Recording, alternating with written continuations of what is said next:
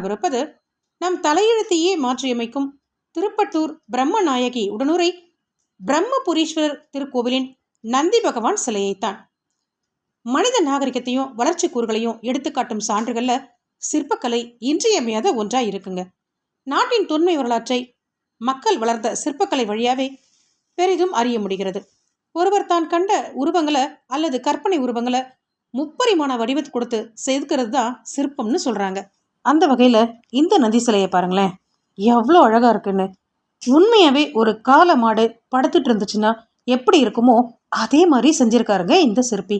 பாருங்க, அதோட முகத்தை, முன்புறத்தை, அதோட கண்கள், நெற்றியில் இருக்கக்கூடிய கொம்பு, வாய், மூக்குத்துளை, காது அப்படின்னு எவ்வளோ அழகா இருக்கு பாருங்களேன். அதோட கழுத்து பாகம் பாருங்க, உண்மையாவே ஒரு காளை மாடு படுத்துட்டு இருக்கும்போது அதோட கழுத்து மடிப்புகள் எப்படி இருக்குமோ அதே மாதிரி ரொம்ப அழகா செஞ்சிருக்காங்க.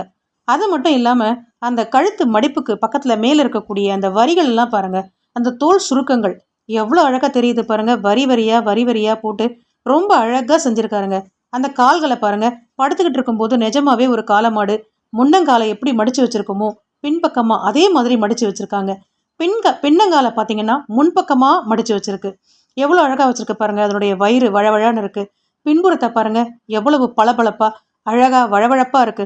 அந்த வால் பகுதியை பாருங்களேன், நான் நிஜமாவே வெளியில போய் பார்த்துட்டு தாங்க வந்தேன். ஒரு காளை மாடு படுத்துக்கிட்டு இருந்தா வால் பகுதியை எப்படி வச்சிருக்கும்னு உள்பக்கமா தான் மடிச்சு வச்சிருக்கு. அதே மாதிரி செஞ்சு வச்சிருக்காங்க. அதை நினைச்சாதான் ரொம்ப ஆச்சரியமா இருக்கு. அதோட உடம்பு பகுதியை பாருங்க, எப்படி இருக்குன்னு பாருங்க, வழவழன்னு இருக்குங்க. அதோடைய திமிலை பாருங்க எவ்வளோ அழகா இருக்குன்னு. மிக உயர்ந்த திமில், ரொம்ப அழகா இருக்கு. அதே மாதிரி முன்னங்கால் முன்பக்கமா மடிச்சு வச்சிருக்கு. எவ்வளோ அழகா வச்சிருக்கு பாருங்க, ரொம்ப சிறப்பா இருக்குங்க.